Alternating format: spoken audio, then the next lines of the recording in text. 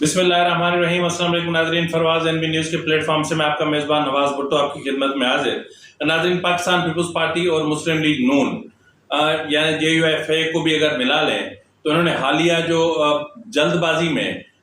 ترامیم کی اور پارلیمنٹ کا جس طرح سے غلط استعمال کیا، جس طرح سے پارلیمنٹ کے تقدس کو پامال کیا، اسی طرح انہوں نے خود اپنے ہاتھ اور پاؤں کٹوا دیے۔ میں بالخصوص دو ایکٹس کی بات کر رہا ہوں، ایک آفیشل سیکریٹ ایکٹ کی بات کر رہا ہوں اور ایک کر رہا ہوں پاکستان آرمی ایکٹ 1952 میں جو ترامیم کی گئیں۔ اب ان ترامیم کے بعد اسٹیبلشمنٹ نے خود کو اتنا مضبوط کر لیا ہے کہ اگر میں اس وقت یہ کہہ دوں کہ ہم ایک ایسے مارشل لا میں رہ رہے ہیں جہاں مارشل لا تو ہے لیکن مارشل لا دکھائی نہیں دیتا،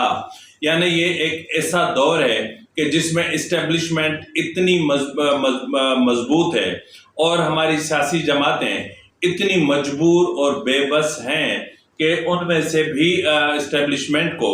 اپنے ہی بندے چن کر نگران حکومت بنانی پڑی اور سیاسی حکومتیں ایک دوسرے کا منہ دیکھتی رہ گئیں۔ اب ناظرین، اس نگران حکومت کے سیٹ اپ کے قیام کے لیے ڈائریکٹر جنرل ملٹری انٹیلیجنس یعنی DGMI نے جن لوگوں کے انٹرویو کیے تھے ان کو ایک یقین دہانی کرائی تھی کہ ہم جو یہ انٹریم سیٹ اپ ہوگا یہ 18 ماہ پر محیط ہوگا۔ اگر ہم یہ دیکھتے ہیں کہ انتخابات فروری میں ہوتے ہیں یا مارچ میں ہوتے ہیں تو بھی آپ کاؤنٹ کر لیں کہ 3 اور 3 6 7 مہینے تو یہ ویسے ہی گزر جائیں گے۔ اور اس کے علاوہ کیونکہ اس وقت جو موجودہ سیٹ اپ ہے، اس وقت آرمی یہ چاہ رہی ہے کہ وہ جو ان کا اپنا کام ہے، یعنی جو کام جو ان کو اسٹیبلشمنٹ کو آئین نے سونپ رکھا ہے، اس کو ایک طرف رکھ کے اور ان کو پاکستان کی معیشت ٹھیک کرنی ہے۔ اب یہ شاید سمجھتے ہیں کہ پاکستان کی جو پولیٹیکل لیڈرشپ ہے وہ پاکستان کی معیشت کو ٹھیک کرنے کی اہلیت نہیں رکھتی، جبکہ حقیقت یہ ہے کہ جب انہوں نے پاکستان کی سیاست میں، سیاسی نظام میں مداخلت کی ہے، جب انہوں نے جمہوریت کو، جمہوری اداروں کو اور جمہوری نظام کو کمزور کرنے کی کوشش کی ہے، تب پاکستان کی معیشت انتہا سے زیادہ کمزور ہوئی ہے۔ اس وقت ناظرین جو چیزیں یا جو معاملات سامنے آ رہے ہیں اس میں 18 ماہ ان کو کیوں چاہیے، اس کی وجوہات اہم ہیں۔ وہ ایک بڑی وجہ یہ ہے کہ ان کے سامنے PTI کا جو انٹیکٹ ووٹ بینک ہے وہ ان کو بہت پریشان کر رہا ہے۔ نہ صرف اسٹیبلشمنٹ بلکہ پاکستان پیپلز پارٹی اور PMLN بھی PTI کے ووٹ بینک کی وجہ سے پریشان ہیں، اور اس لیے ان کی حد الامکان کوشش ہے کہ کچھ بھی کر کے PTI کا صفایا کیا جائے، یعنی PTI کو یوں سمجھ لیں کہ ایک نمونہ بنا دیا جائے ایسا کہ جن سے آئندہ کی سیاسی جماعتیں سبق حاصل کریں، بالکل اس طرح جس طرح پرویز الہی کے ساتھ جو حشر کیا جا رہا ہے وہ سب کے سامنے ہے۔ ناظرین، ان چیزوں کو اگر ہم دیکھتے ہیں تو 18 ماہ ان کو اس لیے بھی چاہیے کہ ان کو ایک کنگز پارٹی وجود میں لانی ہے۔ کنگز پارٹی کے لیے انہوں نے 2 آپشن جو ہے وہ سلیکٹ کیے ہیں۔ ناظرین، یہ ہر حکومت کی کوشش ہوتی ہے، جس طرح جنرل پرویز مشرف نے پاکستان پیپلز پارٹی اور PMLN کو توڑ کر PMLQ بنائی اور پاکستان پیپلز پارٹی، شیر پاؤ Pakistan Peoples party, Ghulam Mustafa Jatoi group اور پتہ نہیں کتنے گروپ بنا دیے تھے۔ اسی طرح اس وقت بھی جو ہے وہ استحکام پارٹی پاکستان یعنی جہانگیر ترین کی پارٹی اور اس کی سپورٹ میں لائی جائے گی اپنا پاکستان تحریک انصاف پارلیمنٹیرین یعنی PTI پارلیمنٹیرینز۔ تو ظاہر ہے کہ ان کو کنگز میکر بنانے کے لیے، لانے کے لیے، یا ان میں الیکٹیبلز کو لانے کے لیے یہاں پر ان میں شامل کروایا جائے گا۔ لیکن ناظرین، اس وقت جو اہم ترین مدعا ہے وہ یہ ہے کہ ان میں سے جو سندھ کے الیکٹیبلز ہیں وہ اسٹیبلشمنٹ کی ہٹ لسٹ پر ہیں یا ٹارگیٹ پر ہیں، اور سندھ کے جو اپنا الیکٹیبلز ہیں ان کو اس وقت नो फ्लाई लिस्ट में डाल दिया गया है और उन पर दबाव है कि वो पीटीआई पार्लियामेंटेरियंस ज्वाइन करें या फिर जहांगीर तरीन की इस जगह में पार्टी पाकिस्तान को ज्वाइन करें। नाज़रीन, इन चीज़ों से हटकर अगर हम बात करें तो आपने देखा होगा कि हाल ही में साबिक डीजी आईएसआई हमीद गुल के बेटे अब्दुल्ला गुल ने एक ट्वीट किया था और उस ट्वीट में उसने एक इशारा दिया था और फिर ऐसा ही इशारा गुज़िश्ता दिनों लंदन में नवाज शरीफ के साथ पीपल्स पार्टी के रहनुमाओं की होने वाली मुलाकात के बाद मुस्लिम लीग नून के रहनुमाओं की होने वाली मुलाकात के बाद मुस्लिम लीग नून के रहनुमा सेनेटर डॉक्टर अफनान मलिक ने एक ट्वीट किया। नाज़रीन, ये ट्वीट भी आपकी आंखों के सामने है। इन दोनों ट्वीट्स को अगर हम थोड़ा सा इनको इंटरप्रेट करें तो एक चीज खुलकर सामने आती है कि जनरल फैज हमीद की गिरफ्तारी हुआ चाहती है।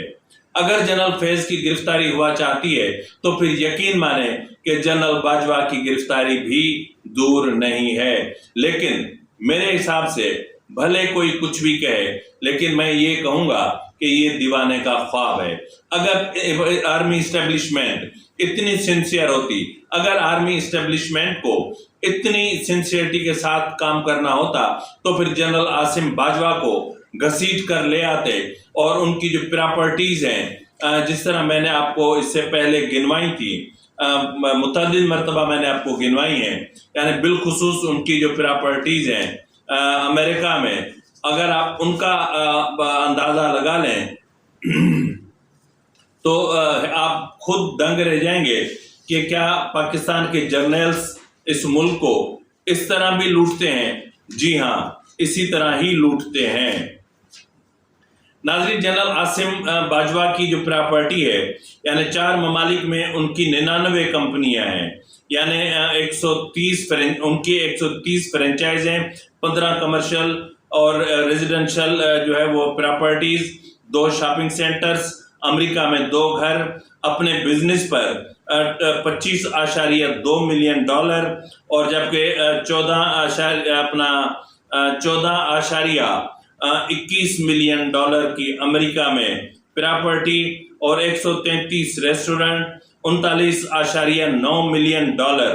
के ये रेस्टोरेंट्स हैं इनके। और अगर इनके आप गोशवारों का जायजा लेंगे तो वहां पर कुछ भी नहीं है, लेकिन अचानक से 84 कंपनी सामने आती हैं। इसी तरह जनरल कमर जावेद बाजवा का भी मामला है और जनरल कमर जावेद बाजवा आप 12 अरब रुपए से ज्यादा की करप्शन करके चले गए। इससे पहले मैंने आपको जर्नल्स गिनवाए थे। इनका अगर एहतसाब करें, इनको अगर अकाउंटेबिलिटी इनकी करें, इनको पकड़कर कोर्ट मार्शल करें, तो फिर हम समझेंगे कि हमारी मिलिट्री इस्टेब्लिशमेंट न्यूट्रल हो चुकी है और वो उनके पास करप्शन के लिए जीरो टॉलरेंस है। जनरल फैज हमीद की गिरफ्तारी सिर्फ एक जुर्म नहीं है, यानी सिर्फ ये नहीं है कि साइफर की गुमशुदगी में जनरल फैज का हाथ था। साइफर की एक कॉपी तो जनरल कमर जावेद बाजवा को भी मिली थी और वो कॉपी जनरल बाजवा ने इमरान खान को भी दी थी। तो फिर जनरल बाजवा को क्यों नहीं मतलब इन्वेस्टिगेशन की जाती। इसी तरह अगर आप देखें तो जितने भी जराइम हुए, जितनी भी आइन की खिलाफ वर्जियां हुई, जिस तरह जो है वो आइन से इनहराफ किया गया, जिस तरह पॉलिटिकल विक्टिमाइजेशन की गई और जिस तरह पॉलिटिकल इंजीनियरिंग की गई और जिस तरह जो है वो इंतखाबात चुराए गए, जिस तरह लोगों के वोट चुराकर और एक रिग्ड इलेक्शन के जरिए इमरान खान को मुसल्लत करके पाकिस्तान की मईशत को तबाह बर्बाद कर दिया गया। आज फिर एक और तजुर्बा, अब फिर एक और चीज कि एक और किंग्स पार्टी बनाओ, जहांगीर तरीन को किंग्स पार्टी का हिस्सा बनाओ, ले आओ और जो है वो परवेज खट्टक को, जो अपनी पार्टी के साथ वफादार न रह सका, और उसके साथ जो वजीर आला खैबर पख्तूनख्वा साबिक, वो तो उसकी पहचान क्या थी। बहरहाल कहते हैं कि जो अपनी बुनियाद के साथ वफा न कर सके वो किसी के साथ वफा नहीं करता। तो परवेज खट्टक के बज़ाहिर जिस तरह आज उन्होंने कहा कि पीटीआई को ایک مجرم پی ٹی آئی ایک مجرم جماعت ہے اور اس کو مجرم جماعت ثابت کرنا کوئی مشکل کام نہیں ہے. اور پی ٹی آئی کے چیئرمین نے 9 مئی پلان کیا تھا اور وہ پورے یقین کے ساتھ کہہ رہے ہیں. اس کا مطلب یہ ہے کہ جو پرویز خٹک صاحب ہیں وہ اس کو ہم ایک دوسرے لفظوں میں وعدہ معاف گواہ بھی تصور کر سکتے ہیں. تو بہرحال ناظرین صورتحال جو ہے وہ بہتر نہیں ہے اور آپ کو پتہ ہے کہ پیر کے دن عمران خان کی بہن علیمہ خان نے جیل کے سامنے یعنی اٹک جیل کے سامنے دھرنا دینے کا اعلان کیا ہے کہ اگر انہیں عمران خان سے ملنے نہ دیا گیا تو وہ دھرنا دیں گی. اور دوسری طرف آپ کو پتہ ہے کہ چیف جسٹس عمر عطا بندیال عشق کے عمران میں گھنگرو باندھ کے ناچ رہے ہیں اور اتنا ناچ رہے ہیں کہ جو ان کی پائل کے گھنگرو ہیں وہ بھی ٹوٹ ٹوٹ کر ادھر ادھر بکھر رہے ہیں، لیکن اس کے عشق کا جنون کم نہیں ہو رہا. اور 28 تاریخ کو انہوں نے کہا کہ مجھے بتایا جائے عمران خان کی حالت زار کے بارے میں کہ وہ کس حالت میں ہے. ابے تو اتنا ہی نازک نفیس لاڈلا آپ نے پالا تھا تو اس کو پٹا ڈال کے رکھنا تھا نا، اس کو سمجھانا تھا کہ دریا کے کنارے پہ بیٹھ کر مگرمچھ سے بیر نہیں لیا جاتا. اس کو سمجھانا تھا کہ بیٹا یہ پولیٹیکل ایتھکس یہ ہوتی ہیں، پولیٹیکل سسٹم میں اس طرح چلا جاتا ہے، پولیٹیکل لائن یہ ہوتی ہے. پولیٹیکل سسٹم میں رہتے ہوئے دوسری پارٹیوں کے رہنماؤں کو گالم گلوچ نہیں کی جاتی. اور وہ جو آپ کی بازاری زبان تھی وہ آپ کے خاندانی پرورش کا پتہ دے رہی تھی. تو بہرحال اگر اتنا ہی چاہیتا تھا تو اس کو آپ نے اپنے پاس رکھنا تھا. تو ناظرین جاتے جاتے میں اتنا ضرور کہوں گا کہ جنرل فیض اور ان کی جو گرفتاری کا معاملہ ہے یہ میرے خیال میں ایک دیوانے کا خواب ہے. جنرل مشرف کو سزائے موت ہوئی تھی اور اس کو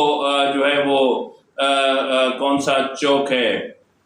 ڈی چوک پر لٹکانے کا فیصلہ ہوا تھا. اگر مر بھی جائیں تو بھی ان کی میت کو لٹکانے کا حکم ہوا تھا، یہ عدالت نے فیصلہ دیا تھا. میرے خیال میں جسٹس سیٹھ